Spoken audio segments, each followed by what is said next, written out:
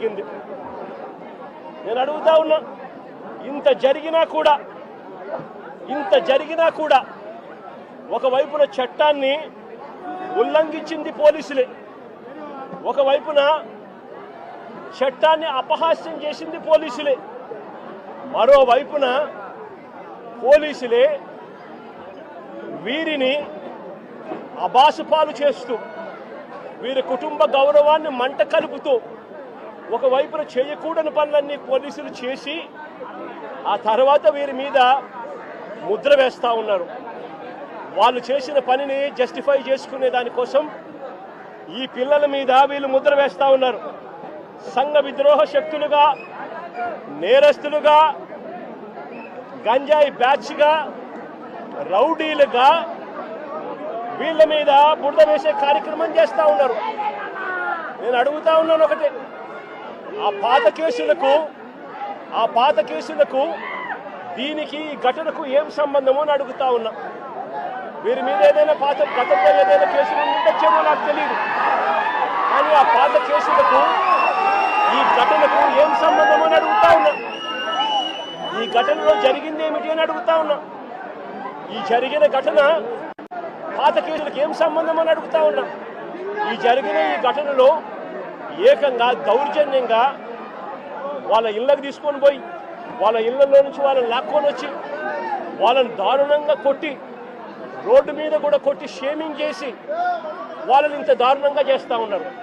నేను అడుగుతా ఉన్నాను ఒకటి, ఇలా వక్రీకరించి వ్యక్తిత్వ హరణం చేస్తూ తప్పును ఒప్పుగా చూపించే ప్రయత్నం చేస్తూ ఉన్నా ఇదే పోలీసులను అడుగుతా ఉన్నా, ఇక్కడే ఉన్న పోలీసులను అడుగుతా ఉన్నా.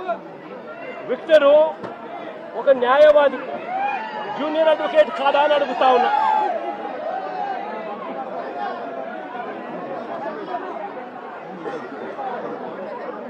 జూనియర్ అడ్వకేట్ కాదా అని అడుగుతా ఉన్నా.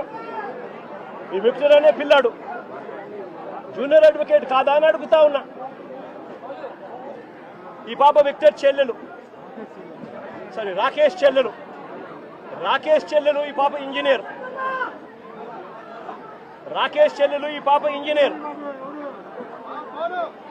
రాకేష్ కూడా పాలిటెక్నిక్ మెకానికల్ చదివినాడు. అంటే వీళ్ళ కుటుంబాలు చదువుకున్న కుటుంబాల్లో నుంచి వచ్చిన వాళ్ళు మరి ఇలాంటి వాళ్ళ పరువును తీస్తూ నడి రోడ్డు మీద వాళ్ళను కొట్టడం అన్నది, వాళ్ళను పబ్లిక్ షేమింగ్ చేయడం అన్నది ధర్మమేనా అని అడుగుతా ఉన్నా. నిజంగానే పోలీసులు చెప్తాన్నట్టుగానే వీళ్ళు ఇంతటి దారుణమైన బ్యాక్గ్రౌండే కనుక వీళ్ళకు ఉండింటే, పోలీసులు చెప్తా ఉన్న మాటలు వాస్తవమే అయి ఉండింటే, నేను ఒక క్వశ్చన్ సూటిగా అడుగుతా ఉన్నా. అసలు మంగళగిరి తెనాలి వారు కూడా కాదు ఇక్కడ, వీళ్ళు మంగళగిరి వారిని తెనాలికి తీసుకువచ్చి ఇక్కడ కొట్టారు అని అంటే దాని అర్థం ఏమిటి?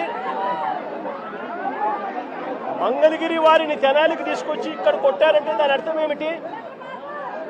అంటే దాని అర్థం పోలీసులు చెప్తా ఉన్నటన్ని అవాస్తవాలు అని చెప్పడానికి ఇంతకన్నా నిదర్శనం అవసరమా అని అడుగుతా ఉన్నా.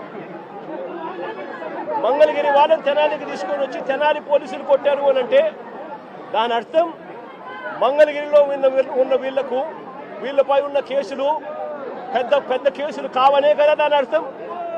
అవన్నీ వక్రీకరిస్తూ వీళ్ళు ఇప్పుడు వాడుకుంటున్నారనే కదా దాని అర్థము. మరో వ్యక్తి కరీముల్లా మెకానిక్. అసలు ఈ పిల్లాడు 21 సంవత్సరాలు. ఈ పిల్లాడి మీద ఎలాంటి కేసులు లేవు, ఈ పిల్లాడి మీద. ఇంకో ఆశ్చర్యకరమైన విషయం ఏమిటో తెలుసా? ఈ ముగ్గురి మీద కూడా అంటే రాకేష్ మీద, విక్టర్ మీద, కరీముల్లా మీద, ఈ ముగ్గురి మీద కూడా రౌడీ షూటర్లుగా ఎప్పుడు రౌడీ షూటర్లుగా వీళ్ళని నమోదు చేశారో తెలుసా? ఈ ఘటన జరిగిన తర్వాత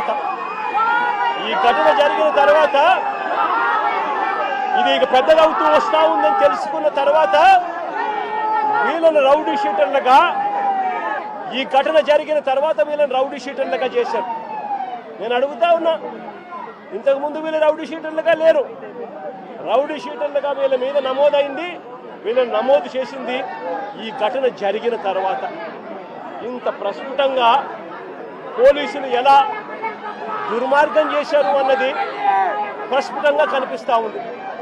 నేను అడుగుతా ఉన్నాను ఒకటే, వీళ్ళని చూడడానికి, వీళ్ళకి సంఘీభావం తెలపడానికి జరుగుతూ ఉన్నది అన్యాయము అని చెప్పి ఎవరైనా గలమిప్పితే చంద్రబాబు నాయుడు గారు, ఆయన ఎల్లో మీడియా, ఆయనకు సంబంధించిన